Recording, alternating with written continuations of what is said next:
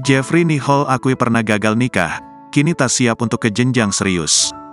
Jeffrey Nicole memberikan pengakuan bahwa dirinya sempat gagal untuk menikah dengan mantan kekasihnya. Beberapa tahun yang lalu, Jeffrey Nicole pernah ada niat untuk menikah muda. Bahkan, saat usianya 20 tahun, Jeffrey Nicole sudah sampai mencari rumah untuk ia tinggali bersama calon istrinya. Pernah, tapi udah enggak, pernah mau nikah. Udah sempet nyari rumah, sumpah, gak jadi, kata Jeffrey Nicole dilansir dari YouTube Volix. Nicole pun mengungkapkan alasannya gagal menikah. Bintang film Dear Nathan itu mengatakan bahwa ia dan mantan kekasihnya sudah tak ada kecocokan.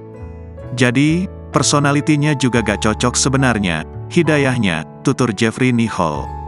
Cut Mini yang ada dalam podcast itu pun memberikan pertanyaan setelah Nicole memberikan jawaban.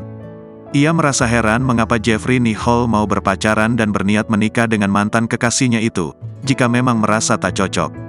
Meski ada niatan untuk menikah muda dan beli rumah, Jeffrey Nicole bersyukur hal itu tak terjadi.